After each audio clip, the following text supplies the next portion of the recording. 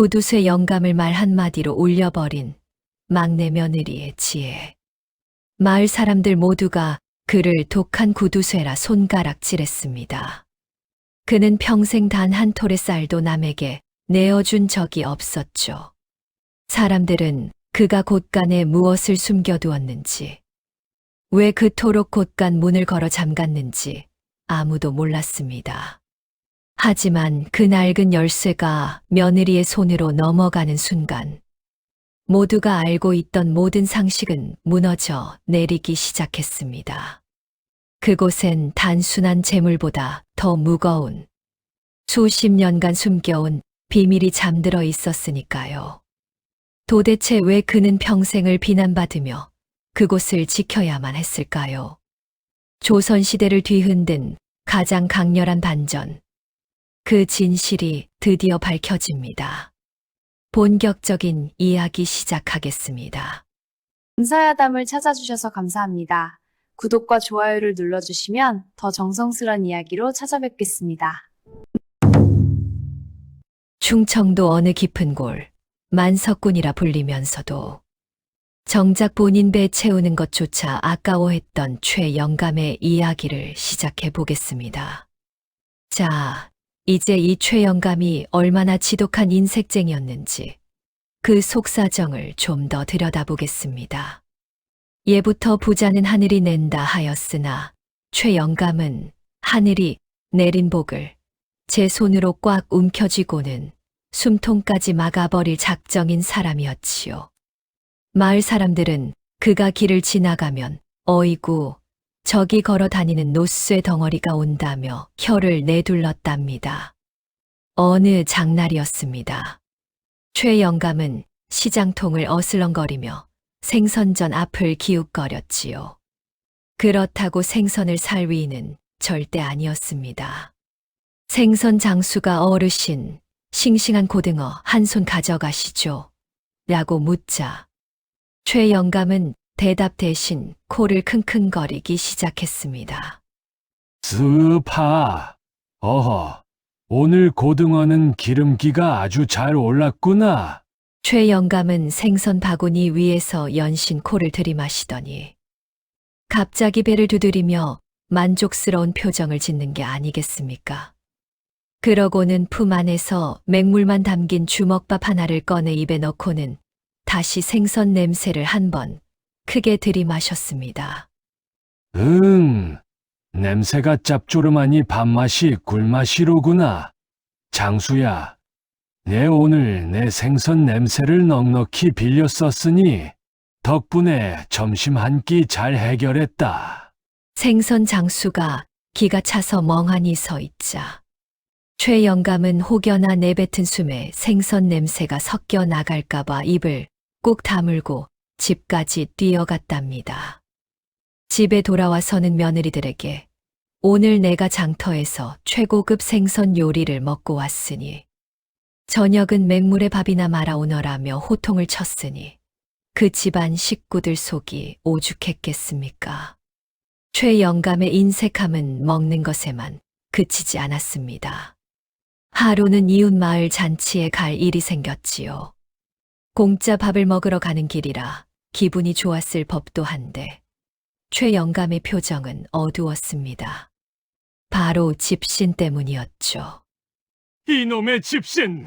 한 걸음 뗄 때마다 지푸라기가 달아 없어지니 이게 다 돈이 아니고 무엇이냐? 결국 최 영감은 마을 어귀를 벗어나자마자 좌우를 살피더니 신던 집신을 훌러덩 벗어들고 뒷짐을 졌습니다. 그러고는 거친 자갈길을 맨발로 걷기 시작했지요. 뾰족한 돌에 발바닥이 찔려 뜨거 소리가 절로 나고 피가 배어 나와도 최 영감은 허허 웃었습니다. 살점은 까져도 자고 나면 다시 돋아나지만 지푸라기는 한 번 다르면 엽전 한 푼을 내야 하느니라. 내 발바닥이 고생하는 게 돈 나가는 것보다 100배는 낫지. 잔치집에 도착해서는 남들이 볼까봐 얼른 신발을 신었지만 발바닥에 묻은 흙과 피 때문에 새하얀 버선이 금세 엉망이 되었습니다. 최 영감은 버선 세탁할 비누값과 물값이 아까워 그날 밤 내내 냇가에 앉아 찬물에 발을 씻으며 울상을 지었다는 후문이 전해집니다. 가장 기가 막힌 것은 최 영감의 방귀 철학이었습니다. 그는 사람이 방귀를 뀌는 것을 두고 몸속의 귀한 기운이 밖으로 새어나가는 손실이라며 철저히 금기시했습니다. 한 번은 큰아들이 밥을 먹다 무심결에 뽕 하고 방귀를 뀌자 최 영감은 숟가락을 탁 내려놓으며 눈을 부라렸습니다. 이놈아!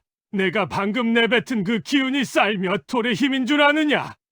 뱃속에서 소화를 시켜 피와 살로 만들어야지 그걸 허공에 뿌려버리다니! 너는 오늘 그 기운만큼 밥을 덜 먹어야겠다!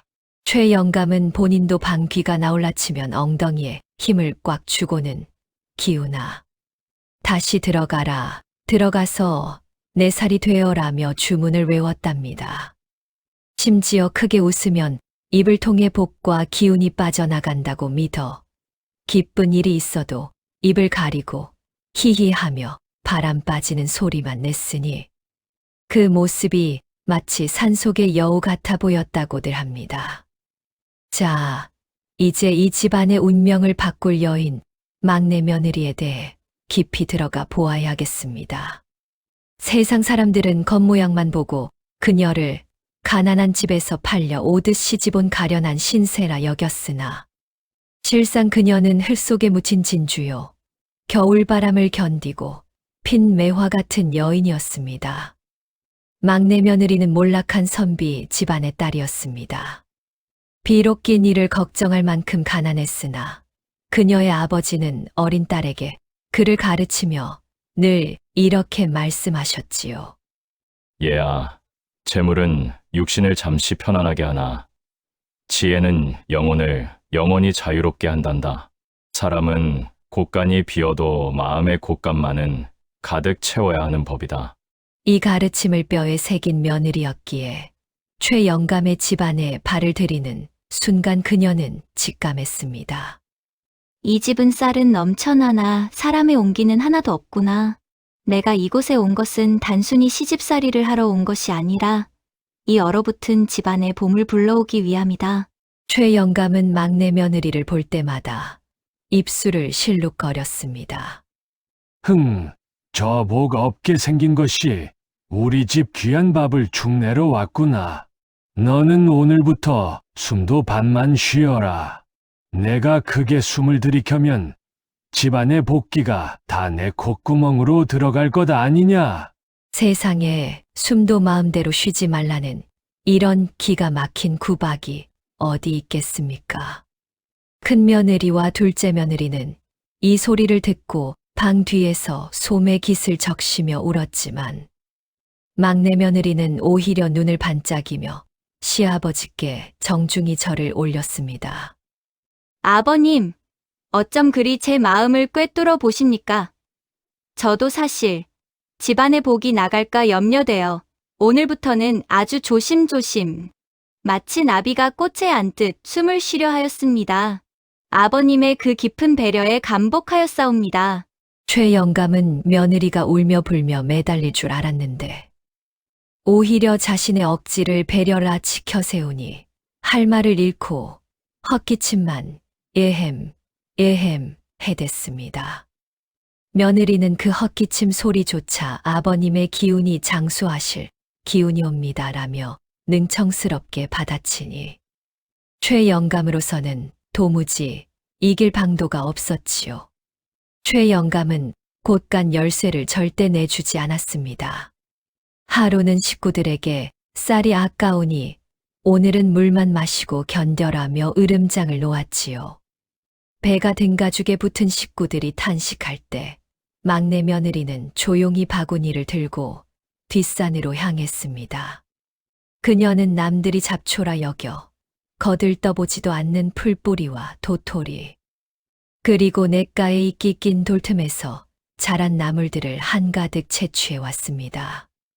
그러고는 아궁이에 불을 지펴 정성껏 다리고 다듬었지요. 그날 저녁 밥상 위에는 쌀 한 톨 없었지만 향긋한 산나물 죽과 쫀득한 도토리묵이 올랐습니다. 아버님, 이 나물들은 하늘이 공짜로 내려주신 보약입니다. 아버님의 고가는 한 푼도 쓰지 않았으니 이 얼마나 남는 장사입니까? 최 영감은 제 돈 안 들었다는 말에 신이 나서 허겁지겁 그릇을 비웠습니다. 식구들은 막내 며느리의 솜씨 덕분에 굶주림을 면했고 그녀가 단순히 요리를 잘하는 것이 아니라 주어진 환경에서 최선을 찾아내는 비범한 능력이 있음을 깨닫게 되었습니다. 사실 막내 며느리는 밤마다 시아버지의 방에서 들려오는 소리에 귀를 기울였습니다. 그것은 엽전이 부딪히는 맑은 소리가 아니라 외로움에 몸서리치는 늙은 남자의 깊은 한숨 소리였습니다. 최 영감은 돈을 사랑한 것이 아니라 돈 없으면 아무도 자신을 보지 않을까봐 두려워했던 것입니다. 막내 며느리는 달빛 아래 앉아 해진 옷가지를 기우며 다짐했습니다. 아버님, 저 돈들은 아버님의 갑옷이 아니라 감옥이옵니다. 제가 반드시 그 감옥 문을 열어 아버님이 사람들의 진심 어린 인사를 받으며 웃으실 수 있게 해드리겠습니다. 자신을 구박하는 시아버지를 증오하기보다 가엾게 여기는 이 마음. 이것이 바로 막내 며느리가 가진 가장 큰 보물이었지요. 그녀는 이제 시아버지를 울려버릴 최후의 한마디를 준비하며 조용히 때를 기다리고 있었습니다. 자, 이제 이 집안의 기둥을 뿌리째 흔들어 놓을 막내 며느리의 기묘한 공사가 시작되는 대목입니다. 때는 동살이 채 잡히기도 전인 이른 새벽, 온 세상이 푸르스름한 안개에 잠겨 정적만이 흐르던 시각이었지요. 막내 며느리는 남들이 다 잠든 밤새 무엇을 준비했는지 마당 한가운데 커다란 괴짝 하나를 내놓았습니다. 그런데 그 괴짝의 모습이 예사롭지 않았습니다. 어디서 구했는지 새빨간 비단으로 겹겹이 쌓여 있었고 그 위에는 빳빳하게 풀을 먹인 하얀 창전지가 띠처럼 둘러져 있었지요. 막내 며느리는 정화수 한 그릇을 정갈하게 떠놓고는 그 괴짝 앞에 무릎을 꿇고 앉아 지성으로 기도를 올리기 시작했습니다. 나무 아미타불 관세음보살, 우리 집안의 대복이 이 상자 안에 머물게 하시고 부디 아버님의 눈을 뜨게 하소서. 이를 문구멍으로 지켜보던 최 영감은 자다가 봉창 두드리는 소리에 엉덩이가 들썩거려 참을 수가 없었지요. 저 복 없는 년이 새벽부터 웬 요사스러운 짓이냐 싶으면서도 그 비단 상자의 화려함과 며느리의 진지한 태도에 마음을 홀랑 빼앗긴 것입니다. 탐욕이란 참으로 무서운 것이어서 평소엔 며느리 발소리만 들어도 호통을 치던 영감이 이번엔 버선발로 살금살금 마당에 기어 나왔습니다. 에야, 내 인연, 새벽부터 이게 무슨 해괴망측한 짓이냐? 그 상자는 무엇이며? 저 귀한 비단은 또 어디서 난 게야? 내 허락 없이 집안 물건에 손을 댄 것이냐? 막내 며느리는 깜짝 놀란 듯 가슴을 쓸어내리며 아주 신비롭고 비밀스러운 목소리로 속삭였습니다. 아버님, 목소리를 낮추셔요. 이 새벽의 고요를 깨우면 상자 안의 기운이 놀라 달아나 버립니다.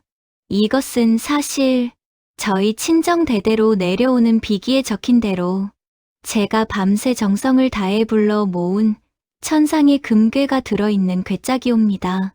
천상의 금괴! 금괴라고 했느냐? 최 영감의 눈이 번쩍 뜨였습니다. 평생 금이라면 자다가도 벌떡 일어날 사람인데 그것도 그냥 금이 아니라 천상의 금괴라니요. 영감의 심장이 엽전 부딪히는 소리를 내며 뛰기 시작했습니다. 내 평생 금이라면 사족을 못 쓰는데 어서 보여다오. 내 눈으로 직접 확인해야겠다. 우리 집에 그런 보물이 들어왔는데 집주인인 내가 모르면 쓰라. 하지만 막내 며느리는 곤란한 표정을 지으며 괴짝을 몸으로 가로막았습니다. 아버님, 안 됩니다. 이 보물은 아주 영험하여 사람을 가리는 법입니다. 마음속에 욕심이 꽉 차서 남을 해하려 하거나 인색함이 뼈에 사무쳐 베풀 줄 모르는 사람 눈에는 그저 빈 상자로 보일 뿐이지요. 만약 아버님께서 열어보셨는데 아무것도 보이지 않는다면 그것은 아버님이 하늘로부터 복 없는 자로 낙인 찍혔다는 증자가 될 터인데 며느리 된 도리로 어찌 그런 위험을 무릅쓰겠습니까? 최 영감은 오기가 생겼습니다. 아니, 오기라기보다는 공포에 가까운 욕심이었지요. 영감은 씩씩거리며 며느리를 밀쳐냈습니다. 무슨 소리냐? 내 이 마을 최고의 대부자인데 내 눈에 안 보일 리가 있느냐? 하늘이 나를 안 도우면 누굴 돕겠느냐? 어서 열어라, 어서! 내 눈으로 증명해 보이겠다! 막내 며느리는 모지기는 척긴 한숨을 내쉬며 아주 조심스럽게 비단 매듭을 하나씩 풀기 시작했습니다. 비단이 스르르 벗겨지고 낡은 나무 괴짝의 뚜껑이 끼익 소리를 내며 열리는 순간 최 영감은 숨을 멈추고 고개를 들이밀었습니다. 그런데 이게 웬걸 괴짝 안은 텅 비어 있었습니다. 그 흔한 돌덩이 하나 없이 삭막한 나무 바닥뿐이었고 새벽바람에 먼지만 폴폴 날리고 있었지요. 최 영감의 얼굴이 불그락 푸르락 변하며 인연이 감히 시아버지를 능멸하느냐 라고 소리를 지르려던 바로 그 찰나였습니다. 막내 며느리가 먼저 무릎을 탁 치며 환희에 찬 목소리로 외쳤습니다. 어머나, 아버님, 보이십니까? 저 영롱하게 빛나는 황금빛 기운을요. 세상에 저는 평생 저렇게 눈부신 금괴는 처음 봅니다. 저기 왼쪽 구석에 쌀인 것은 아버님의 금검절약이 만든 금괴요. 오른쪽에 저 거대한 덩어리는 아버님이 앞으로 누리실 만수무강의 복덩이로군요. 아버님 얼굴이 저리 환해지시는 걸 보니 역시 우리 아버님은 하늘이 공인하신 대선인이십니다. 최 영감은 입을 벌린 채 얼어붙었습니다. 여기서 아무것도 안 보인다고 했다간 자기가 인색하고 하늘에 버림받은 복 없는 노인네라는 것을 온 집안 식구와 마을 사람들에게 자인하는 꼴이 되니까요.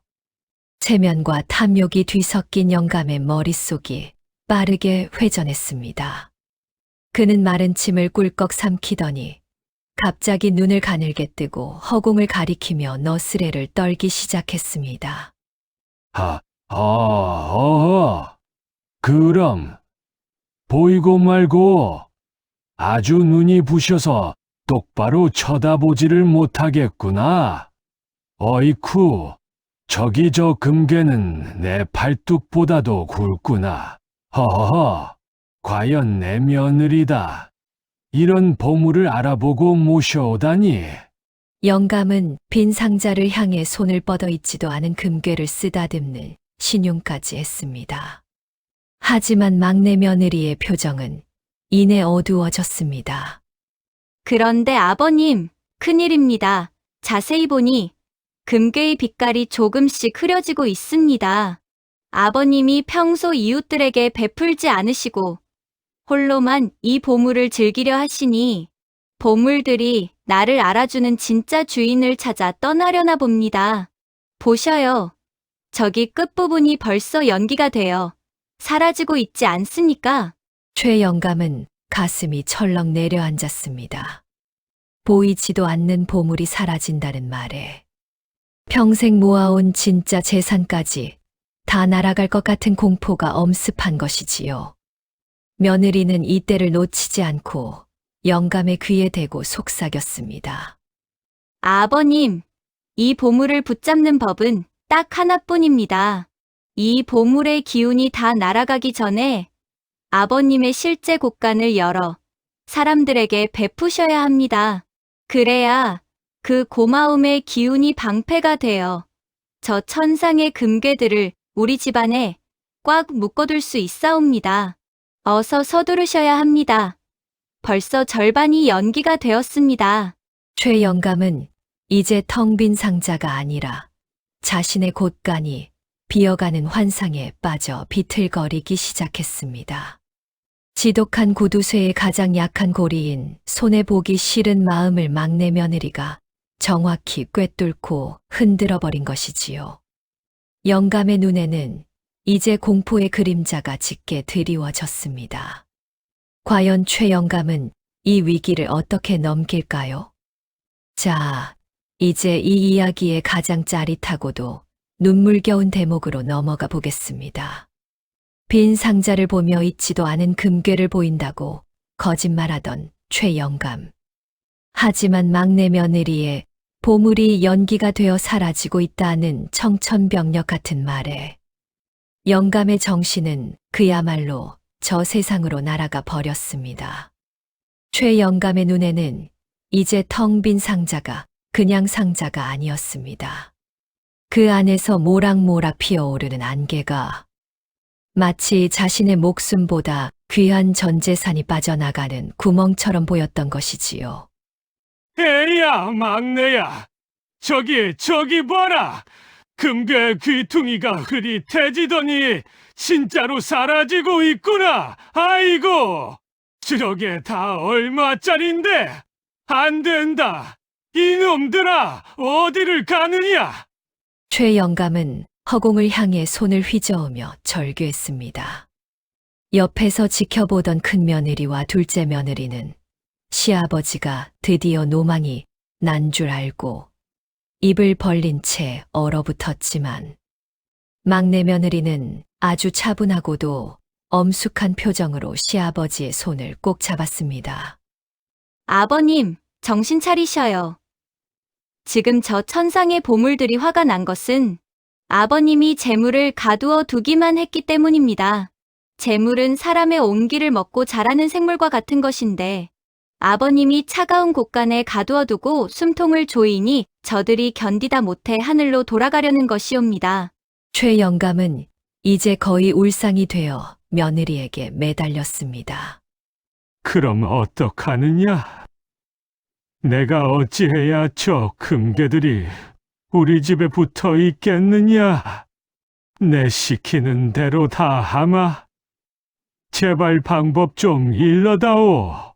막내 며느리는 시아버지를 똑바로 바라보며 한자 한자 힘주어 말하기 시작했습니다.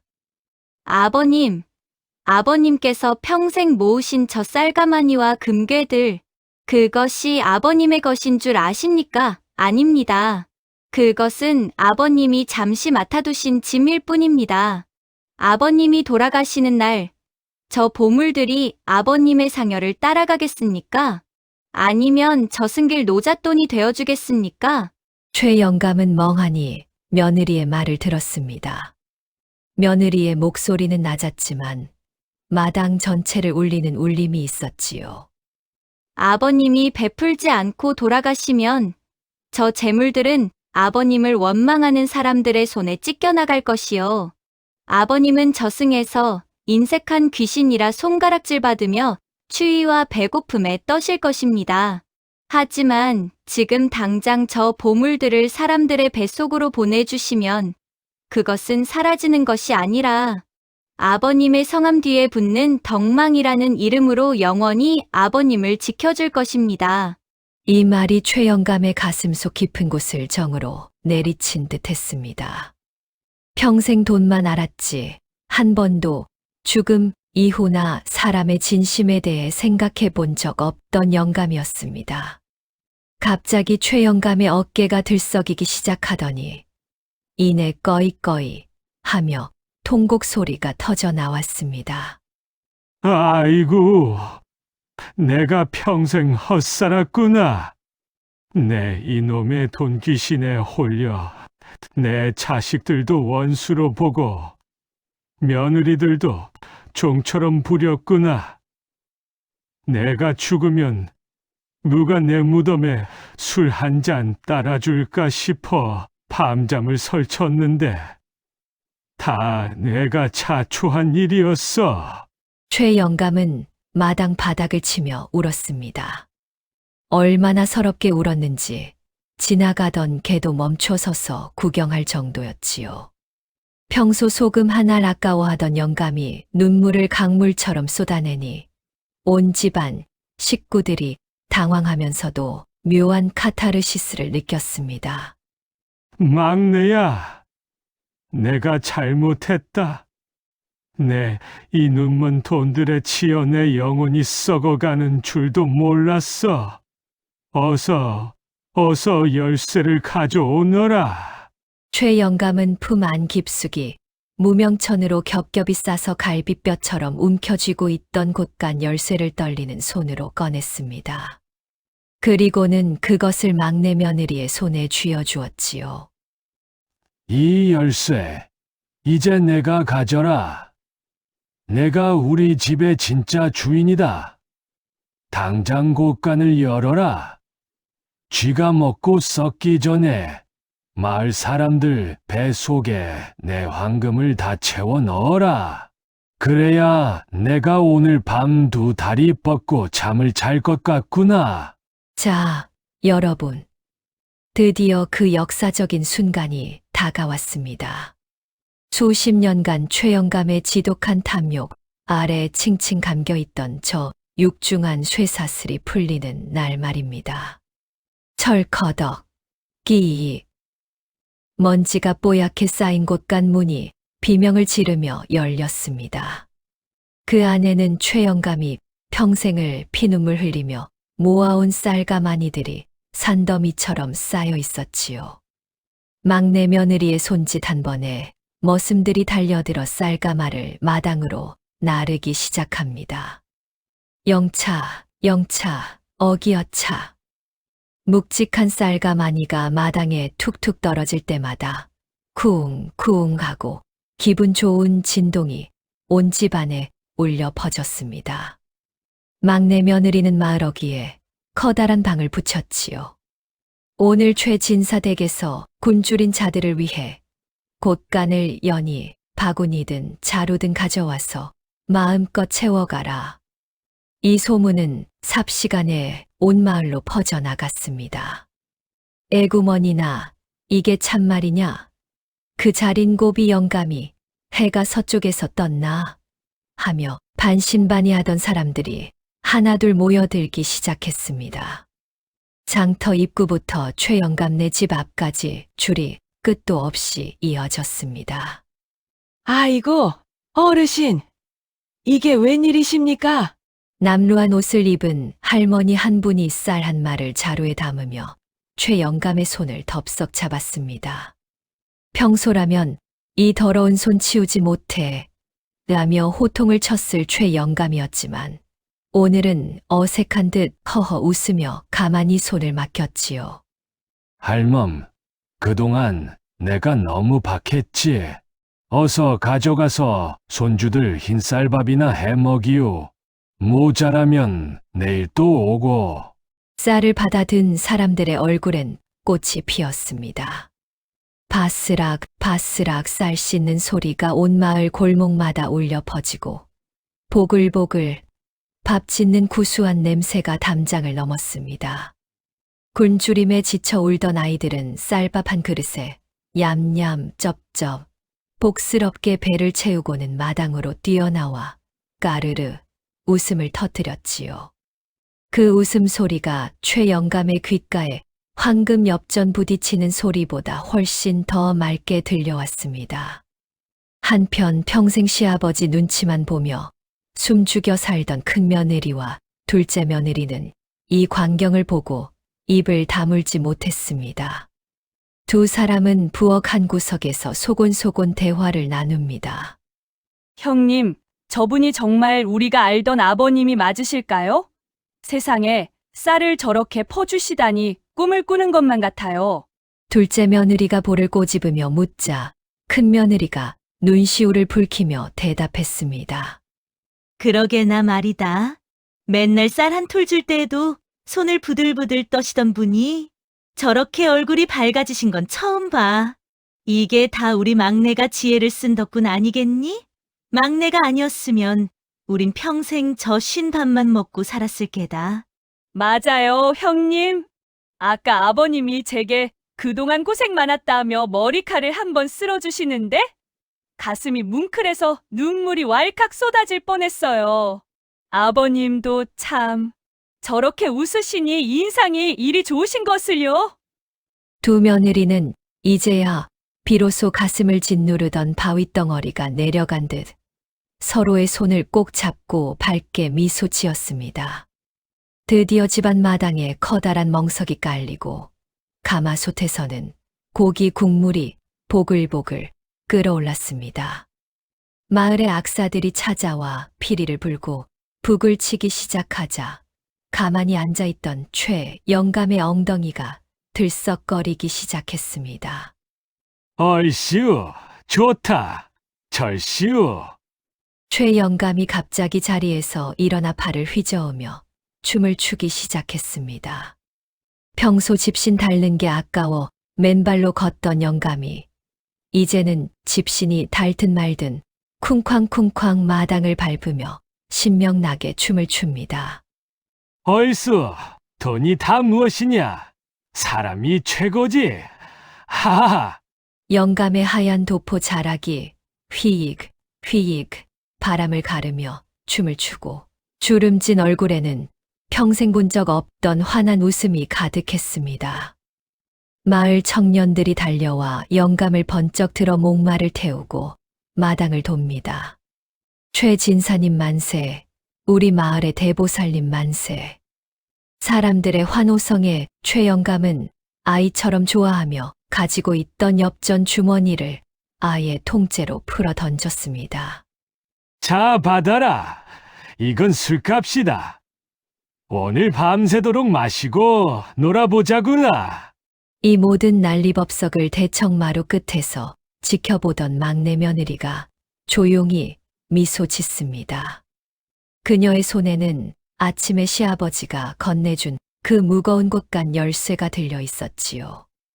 아버님, 이제야 진짜 부자가 되셨군요. 저 열쇠로 잠글 수 없는 사람들의 마음을 얻으셨으니 이제 저 열쇠는 더 이상 필요 없겠습니다. 막내 며느리는 그 열쇠를 소중히 품에 넣었습니다. 그녀의 작전은 완벽했습니다. 시아버지를 폐륜으로 몰아세우지도 않았고 억지로 재산을 빼앗지도 않았습니다. 다만 시아버지가 스스로 베풀매 즐거움을 깨닫도록 판을 깔아주었을 뿐이지요. 여러분, 보십시오. 재물은 손에 꽉 쥐고 있으면 그저 차가운 돌덩이에 불과하지만 이렇게 세상 밖으로 흘려보내니 온 마을에 온기를 전하는 태양이 되었습니다. 지옥 같던 구두쇠 집을 천국 같은 잔치 마당으로 바꾼 것은 막내 며느리의 영리한 말 한마디와 진심이었습니다. 여러분의 주변에도 혹시 마음의 문을 꽉 닫고 계신 분이 있습니까?